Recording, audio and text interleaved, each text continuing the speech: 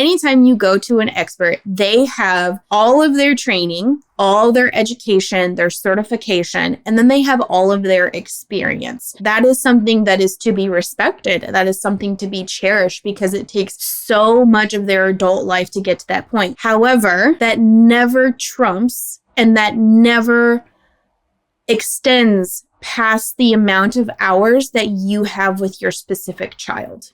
And so you know your specific child better than anyone else on the planet because you spend the most time with them. When we get into a medical environment, we tend to kind of abdicate that knowledge thinking, oh, well, it's not valuable because I don't have an MD behind my name or I'm not an RN. And that's not true. We need to step into that expertise of our own child and use it as collaboration. And we need to share our intuition. Mother's intuition is data. Now, I know that you guys know that vaccines are a super hot topic for every parent right now, whether that's for yourself during pregnancy or for your future baby. And what we want to kind of dive into today is, are we getting the whole story or are we just being told what's convenient? So today I have Alexandra Galaska from Just the Inserts, and we're going to dig into those inserts, what informed consent should really look like, and the questions that every parent deserves to be asking.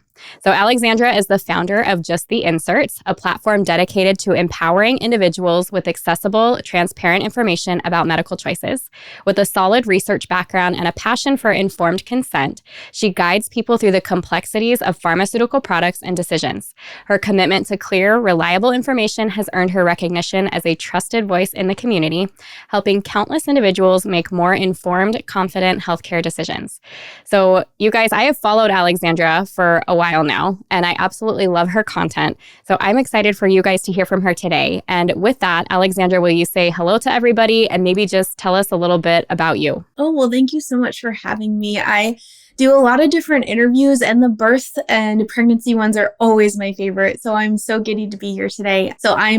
My core passion in life is motherhood. I have 3 young children. I have soon to be 6-year-old, a 3-year-old, and a 1-year-old. And my journey with informed consent is very interwoven with my journey as a mother. When I first started the pregnancy journey for my first daughter, I was so obsessed with research, and I wanted to read all the books and all the blogs and all of the Instagram posts, and I just got really overwhelmed. And so we can talk more about it. I'm sure it'll come up throughout our discussion today, but I just wanted to create a resource that I wish that I would have had at the beginning of that journey. So everything I do is always for the moms. It's always for the person that I was 6+ years ago. And one thing that kind of distinguishes me from other people is that everything that I source, 99.9% of the resources that I source are .gov resources. So from the CDC, from the FDA, from the National Institutes of Health, also known as NIH. That other little percent is typically .edu. So any educational institutions that might have more resources that our government might not have. So that is something that was really important for me when I first started researching. I just wanted the objective kind of neutral stance on things. And then as I started researching, I started realizing there was so much more to the conversation than what is typically talked about. And so that's what I do. I just put it out there so anybody else that's like me that wants the information can get it. And we've just grown into an incredible community. So thank you so much for allowing me to share this passion of mine with yours. Yeah, I really appreciate you being here. And in fact, you and I are very similar that way. I think a lot of moms come up against that when you are becoming a mother and you're dealing with your own things during pregnancy. You do start questioning because you're like, wait, and you talk with other women and how come it's different for them or how come their provider said this? And so I think it's very natural what is happening, but it's been silenced for a long time. And so you just putting it out there, and I think it's so important that you're saying it's all .gov stuff. It's all stuff that is accessible to every single person. Why aren't we talking about it a little bit more? Or why are these conversations so taboo? I think that's really important. You kind of have your own personal situation with pharmaceuticals and all of that. Can you kind of dive into that? before we get Yeah, started? absolutely. Definitely. So well, it really actually started when I was active duty military. Before I ever became a mom, I ended up having some adverse reactions. Oxycontin was not a friend of mine. And it was something silly. I was just thrown from a tube on a lake and I had a neck sprain and I ended up having a really, really bad adverse reaction to that. And so it kind of planted this seed that just because something is recommended to me by a healthcare professional doesn't mean that it's exactly the right thing for me, my personal situation. And so I started to kind of shift my understanding. And I grew up military. So I grew up with this kind of putting healthcare providers into an authority position that I had to obey what they said. And then I started realizing that it's more of a relationship. It's more of a collaboration. It's more of they are providing a service. They have expertise from their training and their experience, and they can provide advice and they can provide, they can consult me, and then I can decide if that resonates with me or if I can go maybe get a second opinion. So all of that started to kind of get planted when I was military. And then I started developing really, really severe adult acne. I struggled with that for about 5 years. And I went from specialist to specialist and just really experienced the full range of the healthcare environment, including the gaslighting and some of the more unspoken things that maybe we whisper to each other, but we really don't talk about out loud. And I realized that this is real. This is happening. Like, people are not getting the healthcare that they need.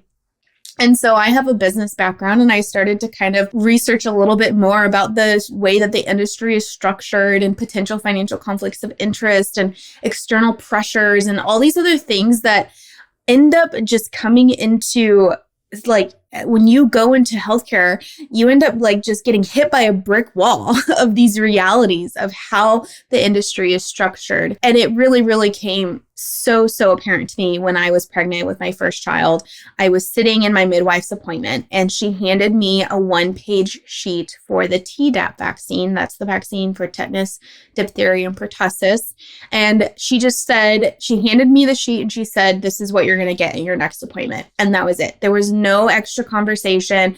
I took it and I was like, okay, what? Like, at the time, I even remember saying, like, I'm not anti-vaccine, but it seems kind of odd to vaccinate because I just hadn't been exposed to that pregnant. In my mind, I had not been exposed to the thought that pregnant women had gotten vaccines. I had gotten it for the military, but I don't know, it just seemed a little odd to me. So I ended up asking my mom to research it for me because I was so exhausted from all the research.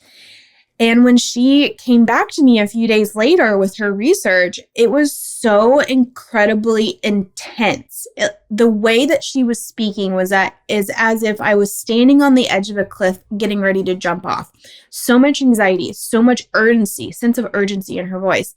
And it just really shut my brain off. I could not process what she was saying. And so I started talking to some friends. I started looking on Instagram. I started looking on Pinterest because those are my sources of information at the time. And I realized that the vaccine conversation is incredibly polarizing and it was incredibly fear-based. Every single thing that I saw was your baby and you are going to die if you accept this product. And then on the flip side, it was your baby and you are going to die if you don't accept this product. And so I just was very confusing and I didn't know who to trust. And so I ended up knowing, because of my business background and my government background, I knew that every single product on the market had to have some kind of legal document to it, had to have some kind of manufacturer guidance. I mean, you go and pick up an espresso machine or you go and pick up a vacuum, there's going to be a manual in there that provides the information that you need to know about that battery, or if you need to have a certain wattage for the thing to work and not blow up your house. And so there's always some kind of legal connection to a product. I would say 99.9%, unless you're like buying something on Amazon that's like definitely off market. But I just knew that. So I ended up finding what they're called manufacturer inserts. And so for those that don't know, manufacturer inserts are for all prescription pharmaceuticals on the market. There are some inserts for over-the-counter pharmaceuticals, or there's insert-like information. So acetaminophen, Miralax, things like that. But for all prescription pharmaceuticals, so that's Botox, Pitocin, epidurals, things like that, there are inserts that are publicly available on the FDA website. And it's basically all the information that the government and manufacturer are trying to disclose to healthcare providers and to patients and parents, so you can make a more informed decision. And it has a very simple template, and it just goes through, okay, these are the things that were found in clinical trials before the product was brought to market. These are the things that might, these adverse reactions that might be caused after the product goes to market. That's called post-marketing adverse reactions. And there's a post-marketing surveillance system that typically, whether it's through drugs or vaccines. And then it talks about special populations. So these are the considerations if you're pregnant. These are the considerations if you're breastfeeding, if you're pediatric, if you're geriatric, if you have liver concerns. These are some things that you need to be aware of. These are some drug interactions, food interactions. For example, Adderall, in the Adderall insert, it says that if you have vitamin C, it lowers the effectiveness of your Adderall. And so I started finding all these nuggets of wisdom as I was going through these inserts. And even like things like Miralax, it says on the insert that it should not be used for anyone under 17 years old. And how often is Miralax recommended by pediatricians? I've had some people message me that their 6-week-old babies were recommended to be on Miralax every day for years. And that is completely contradicting to what the government and the manufacturers say. So I just started sharing my information, and I started sharing it on my my personal Instagram, and I was getting so much heat, and I was getting a lot of logical fallacies of people not necessarily arguing me about the content and what I was sharing from .gov information, but what I looked like, what I sounded like, where I lived, my situation, my lifestyle, and all these extra things.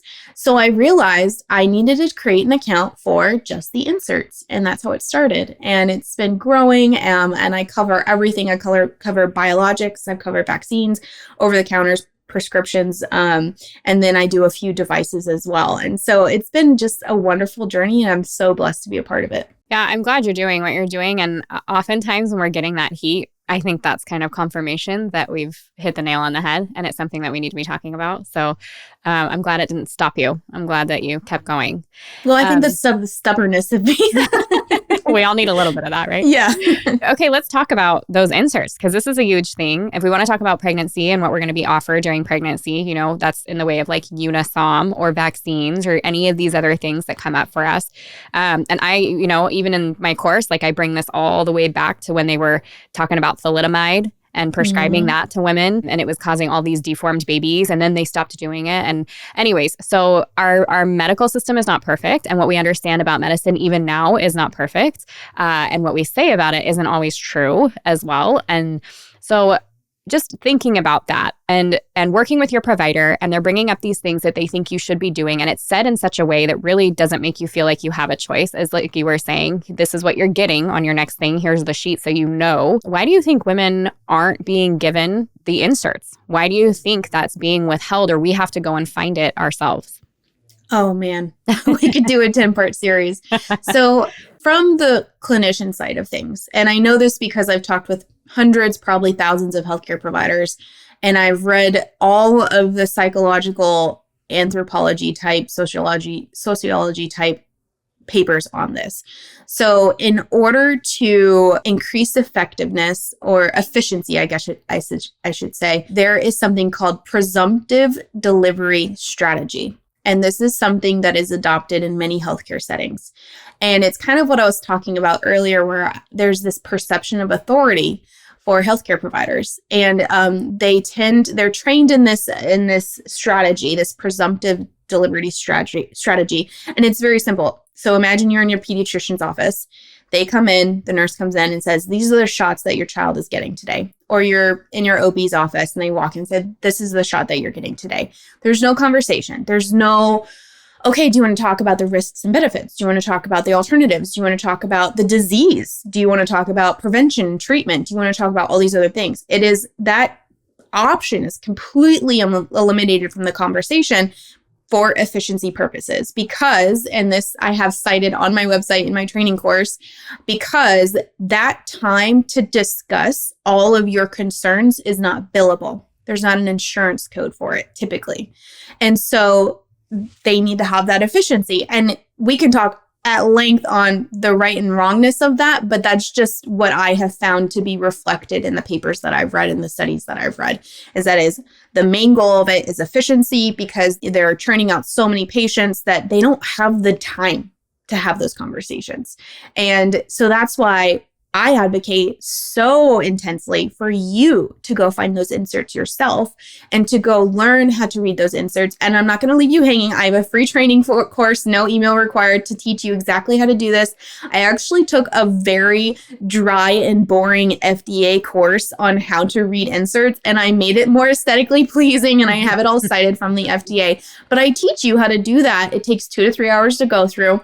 And it's so important, because when you are getting recommended a medical product, most panel sizes or most sizes of a practice are around, I think the last I saw was like 700 to maybe 1,500 patients, depending on your country or city or something like that. That's a lot of people that your provider has to remember medical history, has to remember all of the pharmaceuticals that you're on, all of the natural things that you're on, natural supplements that you're on that also can have interactions with whatever you're on.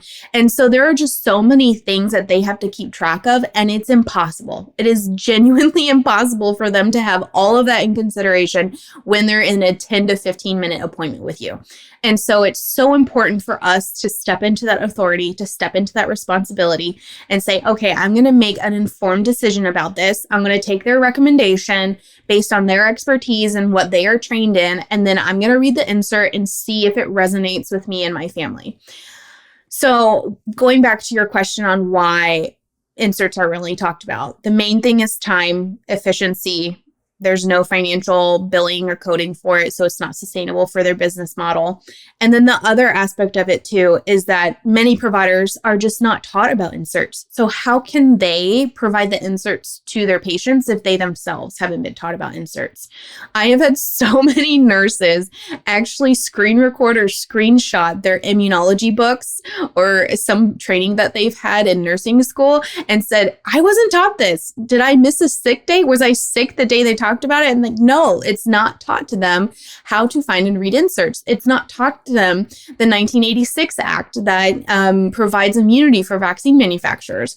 They're not taught any of this stuff, drugs or vaccines. And so it's really, really important, again, as us, as consumers, to be that informed consumer and to do that research for ourselves.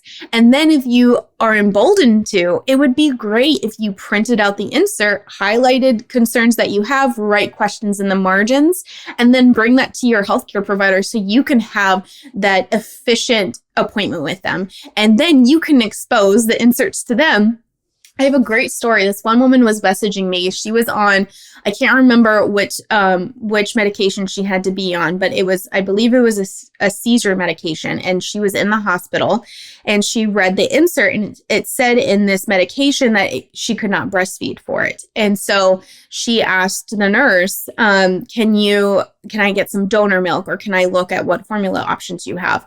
And the nurse was like, oh no, we have plenty of moms that are on that. And she pulled up the insert and she said, no, actually it's contraindicated for babies. And she was like, I've never even seen an insert. And so the whole nursing staff started pulling up this insert, and the head nurse came in and she just thanked the patient for her being exposed to this because they had never been taught it. You know, that is an awesome story. And I wish there were more of that. I feel like the frustration comes from when we bring this information to providers, say that it's not inserts, but say it's even, something just different from what they're recommending that we would like to do. The conversation that we're having back is volatile yes, or definitely. super rough to have. And so I feel like I don't know. That's like a whole separate thing. That's actually, I'm going to get into that in just a moment. And I do have questions for you about that. But just taking it back to the inserts for a second. If a mom is reading an insert, I know you say you have this class and stuff, and I'll make sure to link to everything so that you guys have access to this that are listening. But what are the things that really need to catch our attention? What are the things or surprising risks or what stands out? What should we be paying attention to on those inserts? That is such a great question. So anytime you pull up an insert, there's going to be an overview page called the highlights of prescribing information. It's a great page. It gives you kind of like all the tidbit information. However, it's also not the most fulfilling of informed consent, in my opinion, because in that warning section, there's going to be a little block and it says warning and precautions, and there's going to be a little block that says adverse reactions. Most of the time, the only thing in those sections are from preclinical trials.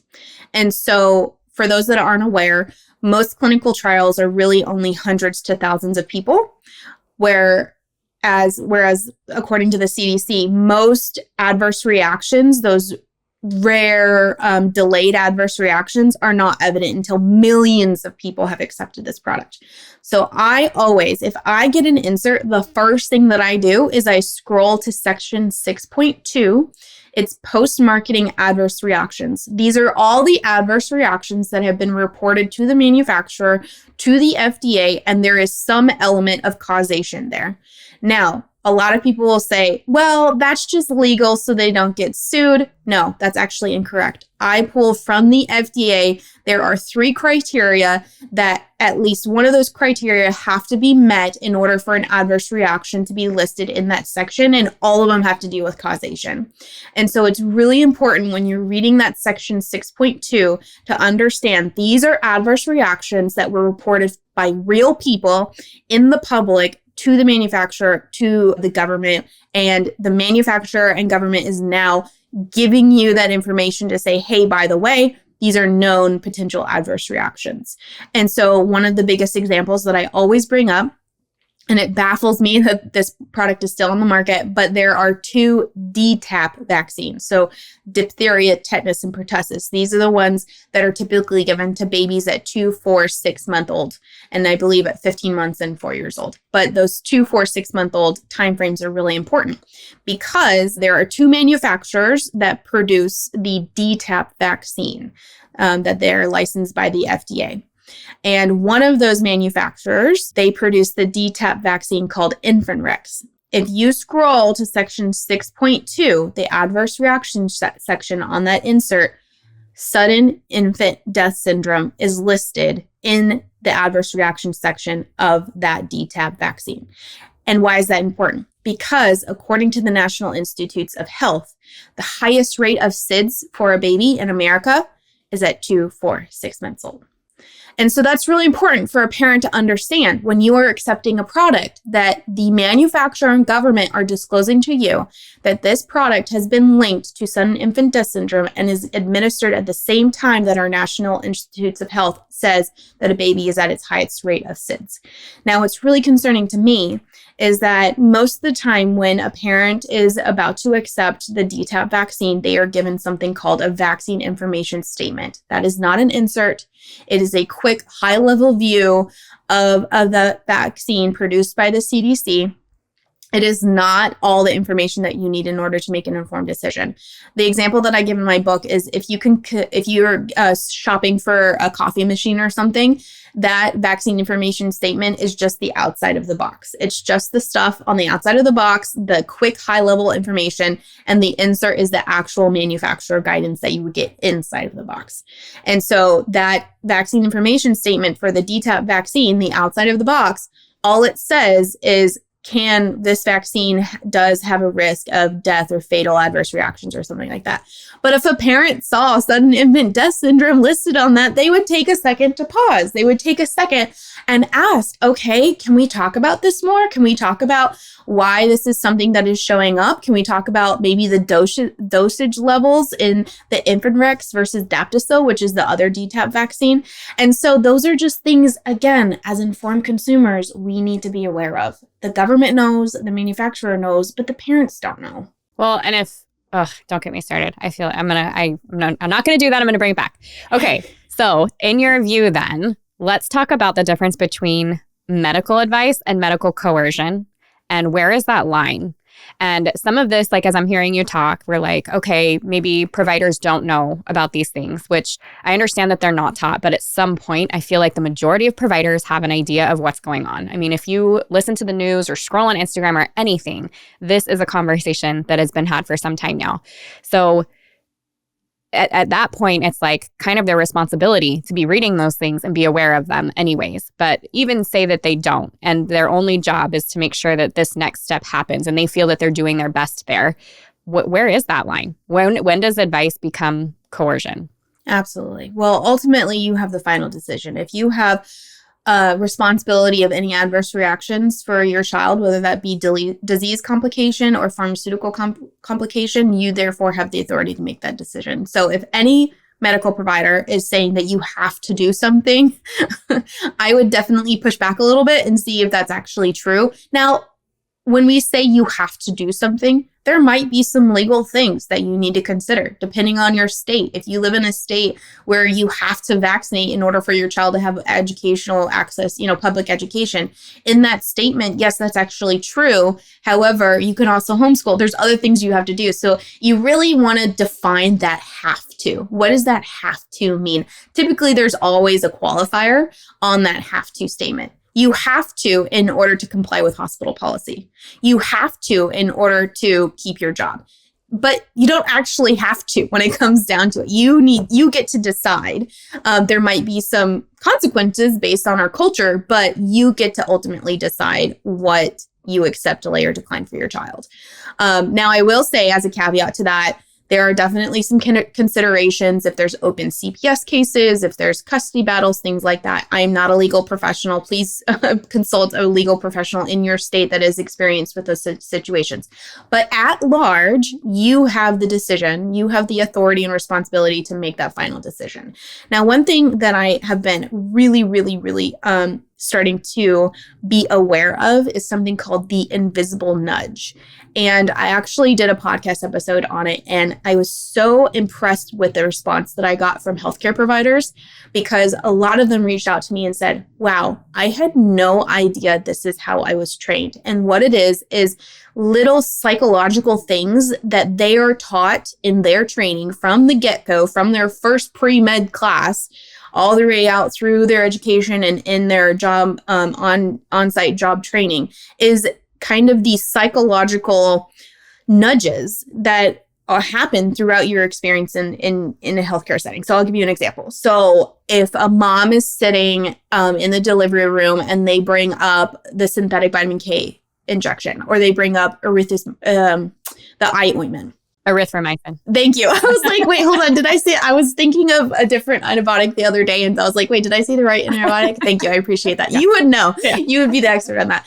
So you're sitting in that, hospital bed, and the nurse says, okay, it's time for the baby to get whatever it is. And then you pause and there's some hesitation. And then the nurse says, this is what most moms do, or this is what a good mom would do, or, or something like, this is what moms do to keep their babies safe. Any comment like that, that's an invisible nudge. Because what mom would hear that and be like, well, I don't want to be a good mom. I don't want my baby to be safe. I don't want my baby to be healthy. Of course not. And so it creates this environment, this hurdle, this invisible hurdle that as a newborn mom or whatever situation you're in, that now you have to climb over this hurdle, this psychological hurdle. And it's so overwhelming, and it can be hostile without even from the outside looking in looking hostile, but there's so much of an internal battle going on. And so I think that because of this invisible nudge culture, there is rampant medical coercion happening. Anytime that there's any kind of influence to sway someone to accept, delay, or decline. I see it on the other side too. I see it for people on social media that are trying to get people to not accept a product, but they use authority bias, or they use some kind of logical fallacy to try, false dichotomy to say, like I said earlier, if you don't accept it, or if you do accept it, your baby's going to die, you're going to have an injury. That's not necessarily true either. And so that's where I have really kind of tried to cut through the noise on all of it and say, okay, at the end of the day, you are personally responsible and you personally have the authority. So you can make that decision. And being a good mom is not conditional upon which medical products that you accept, delay, or decline. Yeah. And I want to be really clear. I hope that people understand this as we're talking today. Like, this is not about being pro-vax or anti-vax or pro-medication or and it's not about hating on providers or anything like that. This is simply about information. And this is something I'm talking about all the time. Informed consent, when we're talking about, all these inductions being offered at 39 weeks or epidural versus not epidural. It has nothing to do with that and everything to do with your right and intuition as a mom to make big decisions for you and your family and to feel like you have some power in doing that instead of feeling like you don't have a choice. And one of the things that as we're talking here and we're talking about different providers are not bad. And it's also really important that you find somebody that you can connect with and that you agree about things on. Because I will tell you early on, that was one of the issues that I had with my first baby and my first pediatrician. And whatever I did, anytime that I did decline something, which I didn't decline at all, but anytime that I questioned anything that he was doing, and specifically with vaccines, it was, okay, you need to sign this statement before you leave. All these little things that I'm just like, why do I feel like I'm being attacked for making decisions that I feel are correct for my child? And when I switched providers and I found somebody that was like, these are your decisions, how can I help you? That is a huge difference. One is creating a case against me on the side, and I have to worry every time about taking my baby in to see this person. And the other is like, let's work on this together. You're the parent, you get to decide. So, and that's the same for during pregnancy, OB or midwife or whoever is over your care, that stuff really matters. So anyways, I just wanted to make sure that we were really clear about that because we're talking about some spicy things, and it gets people a little worked up. And so it's really important that moms just know, like, this is your job to take care of yourself. And it's really just about getting the information. I love that you put that in there because I think that is something that we get this kind of false binary that if you want to improve the industry and you want to make it more efficient and more collaborative with the patient, then therefore you don't like it at all. And that's not true, right? And I would say, I'm just kind of throwing out a number, but I would say that just the inserts community is at least 30 to 40% healthcare providers. And I even had a healthcare provider recently reach out to me and she wants me to consult her for her practice to draft that declination form because she feels like it's necessary for her practice to cover herself legally to have, if someone wants to decline that vaccine in her state, she just wants to have some kind of documentation that she did, recommend it, but she also respects informed choice. And she has one and she wanted me to consult with her to say, how can I frame this better so it doesn't have that invisible nudge? It covers me legally in my state, but also I want to make sure that the parent doesn't feel like I'm trying to persuade them, I'm trying to sway them. I just want them to know that I, consulted them and go forward. And I think that's great. I think that's wonderful. And I think that's a sign of the culture shifting. We have a pro-informed consent provider directory. We have almost 200 providers now that are listed, and all of these providers have opted in saying, yes, I will honor informed consent for all of my patients and parents, whether they accept, delay, or decline. And the interesting thing, we've been, for almost a year now, we've been contacting providers and we've been trying to vet all these providers. And I've gone through, oh my gosh, like thousands of websites looking at providers. And even in the last year, I have noticed a big difference on provider websites on how the language is starting to shift a little bit. Not 100%. You still get the ones out there that are just, super against it, don't even have a conversation. But I'm starting to see a little bit of a change here and there, just in the way that they present the conversation, just in the way that they say, okay, we are for this product. However, we will talk with you and we will spend that extra time with you. We'll make sure that there's 20 extra minutes in your appointment so we can have that dedicated time. Because that's the one thing that I get a lot of moms will message me on is that they ultimately want to accept that product, whether it be a vaccine or antibiotic or something like that. They just want more information. They just want to have a little bit more comfort in their decision. And it's not just that blanket, well, the doctor told me I had to. That isn't cutting it anymore. Parents want to be informed and they want to make sure that whenever they accept a product, they also want to be aware of any early warning signs so that they can eliminate diagnostic confusion, so they can expedite medical treatment if necessary. And that's what all the inserts are. And that's why why I say, even if every single person who came to my website, took my free training course, came to my social media, ended up accepting those products, I would be happy because then they got the informed consent that they deserve. Yeah.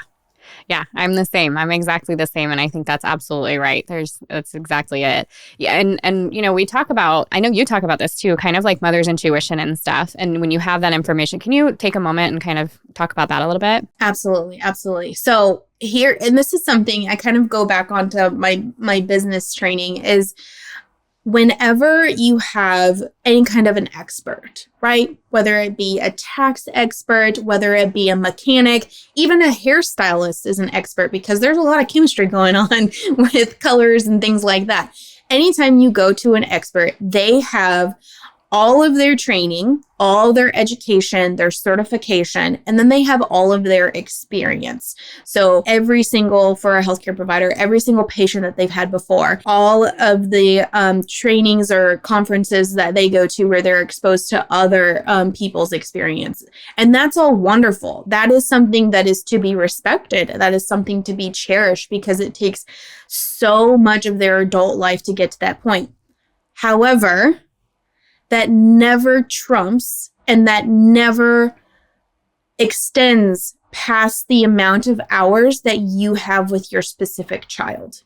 And so you know your specific child better than anyone else on the planet because you spend the most time with them. You have the most anecdotal experience and evidence and observations than anyone else on the planet. No matter their certifications, no matter how many awards they have, you know your child best. And so when we get into a medical environment, we tend to kind of abdicate that knowledge thinking, oh, well, it's not valuable because I don't have an MD behind my name or I'm not an RN. And that's not true. We need to step into that expertise of our own child and use it as collaboration. And we need to share our intuition. I have a sweatshirt that I came out with that says a mother's intuition is data. And it's because when we become mothers, especially if we had pregnancy and we have hormones and we have, all those other things that are interplaying after we have the baby, our awareness levels are spiked.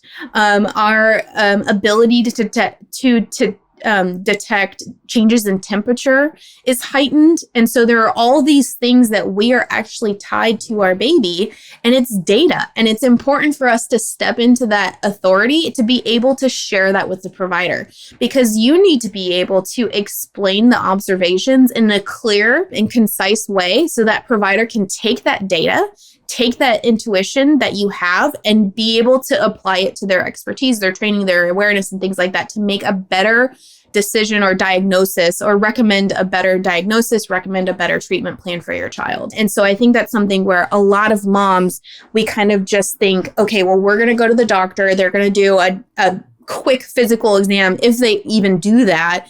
And I'm just going to trust what the doctor says. And that's something that for me, I personally have just a composition notebook that I got from the dollar store for each of my children. And I write down, okay, what's their baseline temperature? If they've gotten sick in the past, what it was their temperature spiked to?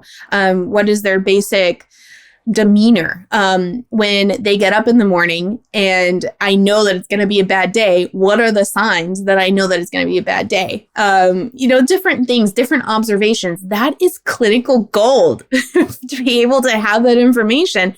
And it differs for every child. So as moms, we can step into that and be like, okay, a mother's instinct is data. I have all this data. Now I can use it to help and have a more collaborative and productive conversation with my provider. Yeah. How about, I know that we're kind of talking about a lot of different medical things here, vaccines and medications and all that stuff. Seeing as this has been definitely more of a conversation recently, especially with vaccinations. And we know that these things, there are risks and benefits to everything that we do, right? And we're talking about informed consent. What is it about vaccines, do you think, that has stopped providers from talking about them in this way, or that has stopped the conversation in general? That's such a good question. And I have sat down and tried to really figure it out. I don't know why. I don't know why vaccines are so polarizing. They're just a medical product. I mean, we don't have this hostile of a conversation about antibiotics. We don't have this hostile of a conversation about ear exams or, all these other things. I mean, of course, you might have like the French people that are really upset, but at large in our community, can you think of any other medical product that is this polarizing? Yeah, no, I it's so can. interesting. I can't think of anything. So I have really like sat down and thought about this. Why is it? And I think it has a lot to do with we have this concept of a social contract when we're talking about vaccines, because then we start talking about herd immunity. We start talking about the immunization laws in our state in order for a child to have access to education, some employment opportunities. I know in the military, I was forced to have vaccines. I didn't really question it at the time, but there was never a choice on whether I was vaccinated or not. When you go to college, most of the time you have to get a meningococcal or you have to get some kind of other vaccine. And so there's this idea of a social contract. In order for you to be a part of society, you need to accept these products. However, when you start reading the inserts, especially the limitations of effectiveness sections and the shedding sections, that kind of obliterates the whole social contract aspect, because according to the manufacturer, according to the government, and I have this all cited, so if anybody's alarm bells are going off, it's all cited from .gov resources. I'll have it on my website. When you start researching all these things and you realize, okay, so the manufacturer and the government's telling me that even if I accept this product, I might not be protected.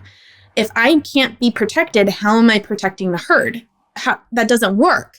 Or if I accept a product and it's a live vaccine, I could actually cause risk because I might actually shed. So I've had medical providers that have told me that they will never, ever recommend the MMR for a toddler that has a pregnant mother, because the toddler can expose the vaccine strain of the varicella, and that's incredibly dangerous for a pregnant woman. And so there are all these things in the inserts when you start reading and getting down to the nitty-gritty of it, realizing, okay, this social contract thing actually doesn't make a lot of sense, but we're so ingrained in it with our culture and society. I mean, there's so many things that we look at when we look at even TV and television, film, on how vaccines are always kind of like the good guy and they're always the savior to humanity. And on the flip side, the bad guy is the one that's withholding this life-saving vaccine or medication. And so it's just constantly reiterated in our culture. And it's really hard to break through that, especially when you start reading inserts and you pop it on Instagram and people just get really upset about it. I think it's because it's constantly enforced. And, you go to the grocery store and you see a sign for the flu vaccine and you see the sign for the pneumonia and all these other things and the COVID vaccines. And so it's kind of like always present without us realizing how present it is. Yeah, I think probably what brought it so much recently to the forefront was COVID, because absolutely, there was a lot that was going on with that, people losing their jobs or not being able to join the military or getting kicked out of the military, or, just all of that stuff. That was definitely something that brought it to light. But I do think it's a good thing, because I will tell you, when I was having my children, 16, 17 years ago now, these things weren't talked about, and they were so taboo that if you did talk about it, it was dangerous. And so I remember being online and looking at forums, and it would be like these moms groups like on babycenter.com or whatever. And, did you get the flu vaccine? And and it was like mom after mom in that situation who I miscarried, and I've never miscarried before. And I was 25 weeks and I was 18 weeks. And I was just like, wait, why is nobody talking about this? And why, when I bring it up to my provider, are they so like hot stove? Don't you dare say anything like that. And then the other side of it, like you were talking about, I remember early on and before I was having children, and we had a small company, and this lady came in to give everybody their flu shots, for the season. And I asked her, I have no desire to get this. Like, if I get the flu, whatever, I'm young, healthy, I don't really care. But I was like, but everybody else here is getting it. And so if I don't get it, do I have a chance of getting it from them? And she said, yes, which I'm like, years later, you can't say shedding. Shedding doesn't exist, right? That was a whole conversation. But so I ended up getting the vaccine. That was the sickest I had been in years. I was sick for a week. I had to take time off work. And then I got the flu again the next year. I'm like, I'm so done. So and then, we're giving it to old populations and all these people. And when it comes to pregnancy, which I think is really important for moms to understand, there are no vaccines that are tested on pregnant women, because it is morally, like, you cannot do that for moral reasons. And so the way that the women end up, the test that we have, the data that we have is from providers recommending it or making it not feel like a recommendation and saying, this is what you're getting at your next appointment. And then we grab data 10, 20, 30 years down the line and we say, oh, now we know the risks. Never mind that a mom and baby have been put under, whatever kind of test subject to be able to do that. So I don't know. It's a big conversation. There's a lot of things that's why I love that you're like, no, it's from the .gov website. This is not made up. It's not my opinion. This is what they're saying. And I think that gives us a leg to stand on when we're going and talking with our providers. Yeah, that's such a great point. And I love that you ended with that because that's something that I always say. If you are going to speak with your provider, I would recommend never bringing up that you got it from Instagram or you got it from right. justtheinsert.com because they have been trained to disregard anything that doesn't end in .gov or .edu. And that's why I stick with those resources. And I think that's why we have such a large healthcare population in the Just the Insert community because that is something that they hold in such high regard. And so whenever I talk with anyone, I always say, make sure you print out the insert, have it in your phone, write the URL and say like FDA.gov and then, the URL on the top so they understand that because so many of them think, okay, you got this from a mommy blogger post or something like that. Like they will not listen to what you say, even if it's 100% accurate and backed by the FDA and the CDC. That's just something that they've been trained in their training. And so that's why I stick so much to it. And also it isn't just what, the healthcare providers, that's what I needed. I needed that objective kind of legalistic information when I was first starting researching because I'm saying, okay, if the government's saying this and the manufacturer is saying this, they're the most intimate with this product. They have the most authority and insight into this product. Why wouldn't I listen to what they have to say? Why wouldn't I take that into consideration? If the manufacturer for the RSV vaccines is telling me that I'm an increased risk for preterm labor, that's something I'm going to want to know in order to make a more informed decision. And if I have a nurse and doctor that doesn't read the inserts and doesn't know that, I'm going to go to the insert because the manufacturer and government work a lot closely with the development of that product and have oversight over that product. And yes, that nurse has anecdotal experience, but overall, the manufacturer and government has a lot more. And so that's something that as a consumer, I mean, just think of it like a consumer report I tried to shift the conversation because again, we go to that social contract and we have this kind of like hesitation to research, but I think I pulled up a stat and it was like when you're buying a new car, I think the average American spends about 10 to 15 hours researching new cars before they purchase a car. And I can't remember if it was 20 hours or something like that when we're planning a vacation. We will spend so much time researching before we make those kind of decisions. We should take so much more time to make decisions about our health because we can't go on those vacations. We can't drive our cars to work or job or school or anything like that if we don't have our health. Yeah, I agree with that. And actually kind of leaning on that. So something that you mentioned was some of the effects that these vaccines had. One of them, you said something about SIDS, for example, which again, that was it's on the insert, but you can't talk about it because you can't say that vaccines can cause SIDS. And now we're seeing more and more information come out that absolutely they can, and parents need to be aware of that. But we have this conversation going right now. There's a lot of chronic health things going on, especially with our kids. And you've read a lot of these inserts. Are you seeing medications and vaccines as part of the issue with these chronic conditions? Absolutely. Well, the HPV vaccine for years has had on the manufacturer insert autoimmune conditions and motor neuron disease or disorders. That's listed on the insert. The FDA has disclosed that those have been tied to the HPV vaccine to Gardasil 9. And so that is something that is completely baffling to me. When I look at just product evaluation, there have been other products that have been pulled from the market for much less severe adverse reactions, and yet those products are still sitting on the market. And there's even public health campaigns to increase acceptance of those products. And that is something where I think a lot of this righteous anger comes from, and where I might get a little passionate when I talk about it, because this is where we need to kind of demand some more transparency and accountability from our government and from our manufacturers. If they know that this is listed and other products have been pulled for lesser reactions, then why is this product still on the market and still being heavily marketed to our youth? It doesn't make a lot of sense. And I think that's where a lot of people will get super passionate. I know this last political year was super interesting to observe. And I think that's where a lot of people get super, super frustrated. And then you get people that are thinking that it's an attack on medicine. No, we just want safer medications. We just want safer technology, whether we're talking about vaccines or biologics or whatever it may be. We just want safety improvements. And that's one thing too.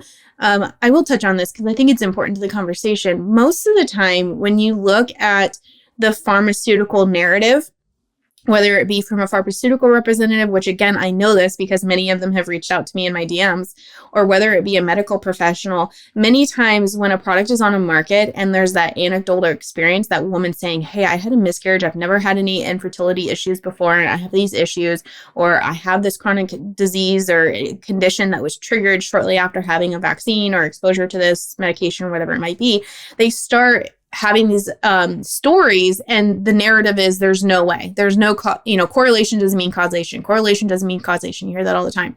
And then whenever a new product that is considered safer is brought onto the market, that's when the pharmaceutical company and healthcare industry will start to talk about the concerns and dangers of the previous product, because they have a new product to replace it.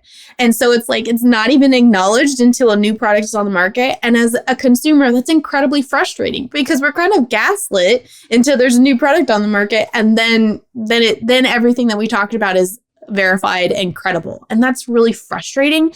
And that's where we see this divide in public trust in healthcare. And I've talked with a few people that do work in public health departments in different states across the nation. And they've kind of asked like, okay, what can I do? And I'm like, well, just acknowledge. That's the first step. Just acknowledge that there is harm happening, and that pharmaceutical injury does happen, and that these products are not infallible. We don't assume any other product on the market is infallible. Why are these protected? Why is this something that we can't even bring our concerns to the table?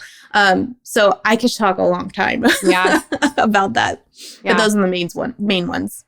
Yeah, no, I'm glad that you brought that up. I remember as I was like getting into, because I always joke that like pregnancy is a slippery slope. Like once you're pregnant and you're learning about all things pregnancy and birth and all this, and then that, it just rolls into the rest of your life. Now you start questioning everything. Now we homeschool our kids and we're all these crunchy moms, now right? You have chickens. Just a bunch of weirdos, which I'm totally on that train, by the way. But you can't help it. And but early on when I was learning about education and stuff, and I'm like, as I'm learning this stuff and I know how much I didn't know, how much it's not taught, I have to go tell everybody, right? I remember like there was one night where it was a local midwife, and I remember we all met in her house, and it was like this private thing, like you couldn't have these conversations out loud. And a mom came and shared her story of her child who was vaccine injured. And it's like that those were the only places that you were hearing those things. And it was all this like underground stuff. And so, yeah, when you were talking about being gaslit and stuff, it's like they know. And that is the frustrating part. That's the part. It's like, it's not like you don't know. And that it's so upsetting. And especially as a mom, because you're like, I just want to do what's best for my baby. And if it is having this medication, or if it isn't, like now we feel like we can't trust that. And that is a huge problem. So I'm glad that the conversation is happening. I'm hoping that divide is going to get, sealed up. And as you're talking about these incredible providers who are like, yes, I didn't know these things, and I want to do what's best for my patients and myself and all of this. I think we're going to see hopefully more of that. But I do think this is part of the shift. So I'm really glad that you do what you do. I kind of here at the end, and I want to give you an opportunity to tell everybody where they can find you too. But for the mom that's listening, because I know conversations like this can be tricky and it can be hard to hear, and you just want to do the right thing, where would you tell these pregnant moms or these newly birthed moms, where would you tell them to start?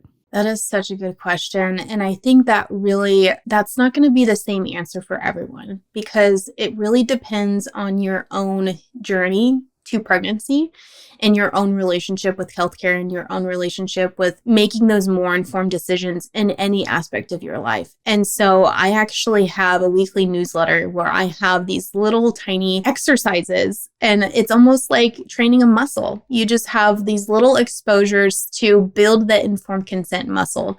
And it can be as simple as reading the ingredients on maybe some over the counters that you have, your Tylenol. Read the ingredients. If you don't know what the ingredient is, take a picture of it and then Google what the ingredient is. What is it? How is that manufactured? How does that work in the body? I would recommend learning a little bit. I know this is something that I struggled with. I had biology in high school, but I don't remember any of that stuff. And so I go onto YouTube and I look up videos of the circulatory system or the endocrine system. And then, there's like 5-minute videos that are from accredited hospitals, and just learn about that system. So if you're taking a medication and it talks about how it works in the body, then you can say, oh, okay, so that's how it affects my body. That makes sense why there's these other adverse reactions that I wouldn't consider this product to have, because this is how it works in the body. I'm going to be shameless and plug my free training course, because I go through exactly how to do everything for finding inserts. And I go through each section and I talk about what is a mechanism of action, what is a contraindication, what is all of these other technical medical jargon things, but also that's just one part of it. And this resonates with your question. The second half of my course is all about that support. It's all about stepping into that responsibility and authority, making those informed decisions, whatever it may be. I have an exercise called Root of Fear, where you list out all the fears you have. What are you afraid of? Just specifically vaccines, we'll talk for a second. What are you most afraid of? Are you afraid of your pediatrician being mad at you? Are you afraid of the disease? Are you afraid of not having access to education or employment opportunities?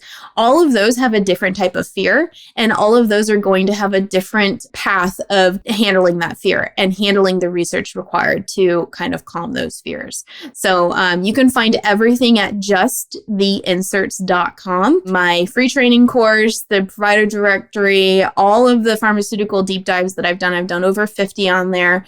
I have my Instagram and my X. I'm not as active on X. It kind of overwhelms me, but I'm really active on Instagram. Perfect. Well, thank you so much for being here today and for what you're doing. I am so grateful for your time. Thank you so much.